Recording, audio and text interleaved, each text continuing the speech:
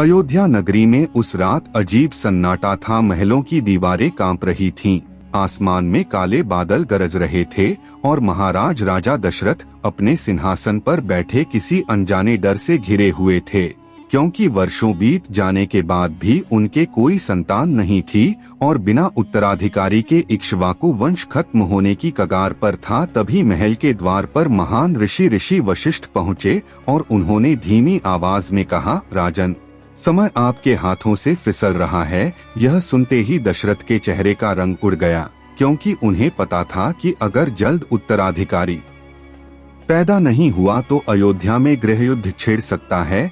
फिर ऋषियों के कहने पर पुत्रेष्टि यज्ञ कराया गया। अग्नि की लपटों से एक दिव्य पुरुष प्रकट हुआ और उसने खीर से भरा स्वर्ण पात्र राजा को सौंपते हुए कहा, इसे अपनी रानियों को खिलाओ, तुम्हारे भाग्य का द्वार खुल जाएगा। लेकिन किसी को नहीं पता था कि यही खीर भविष्य में संसार की सबसे बड़ी कथा को जन्म देगी।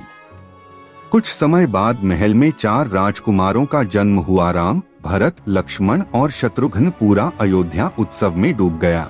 लेकिन उसी खुशी के बीच एक ऐसा रहस्य छिपा था जो दशरथ की जिंदगी को तबाह कर देने वाला था। वर्षों पहले शिकार खेलते समय दशरथ ने अंधेरे में एक आवाज सुनकर तीर चला दिया था। उन्हें लगा कोई हिरण पानी पी रहा है, लेकिन जब वह पास पहुँचे तो देखा कि तीर एक मासूम युवक श्रवण कुमार के सीने में धंसा हुआ था। मरते हुए श्रवण ने कांपती आवाज में कहा, राजन, मेरे बूढ़े माता पिता प्यासे हैं। दशरथ का दिल दहल गया, लेकिन असली भय तब शुरू हुआ जब श्रवण के अंधे माता पिता को सच पता चला।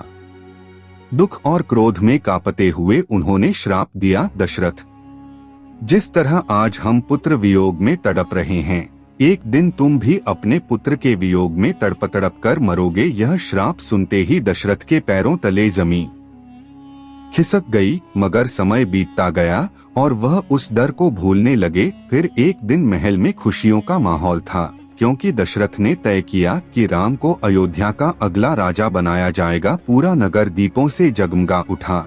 लेकिन उसी रात महल के एक अंधेरे कमरे में एक खतरनाक साजिश जन्म ले रही थी। दासी मंथरा ने रानी कैकेयी के मन में जहर घोलते हुए कहा, अगर राम राजा बने तो भरत हमेशा के लिए पीछे रह जाएंगे। यह सुनते ही कैकेयी का मन बदलने लगा और उसने दशरथ को उनके पुराने वचन की याद दिलाई। दशरथ सन्न रह गए, क्योंकि युद्ध के समय खुश होकर उन्होंने कैकेयी को 2 वरदान देने का वादा किया था। कांपती आवाज में कैकेयी बोली, पहला वरदान, भरत अयोध्या के राजा बनेंगे और दूसरा, राम 14 वर्ष का वनवास जाएंगे। यह सुनते ही दशरथ के हाथ कांपने लगे, आंखों से आंसू बहने लगे और उनका दिल जैसे रुक गया। उन्होंने कैकेयी से विनती की, गिड़गिड़ाए, लेकिन कैकेयी अपने फैसले पर अड़ी रही। जब राम को यह बात पता चली तो उन्होंने बिना किसी विरोध के वनवास स्वीकार कर लिया। राम के महल छोड़ते ही अयोध्या में मातम छा गया और दशरथ बार बार केवल एक ही शब्द बोलते रहे, राम राम। रात गहराती गई, राजा की सांसें टूटने लगीं और तभी उन्हें श्रवण कुमार के माता पिता का श्राप याद आया। आखिरकार पुत्र वियोग की आग में जलते हुए महाराज दशरथ ने अंतिम सांस ली और उसी क्षण अयोध्या का सबसे शक्तिशाली राजा इतिहास बन गया। लेकिन कोई नहीं जानता था कि दशरथ की मौत के साथ ही एक ऐसी महागाथा शुरू हो चुकी थी जो आने वाले युगों तक संसार में सुनाई जाएगी। वीडियो पसंद आए तो लाइक करें, शेयर करें और सब्सक्राइब जरूर करें।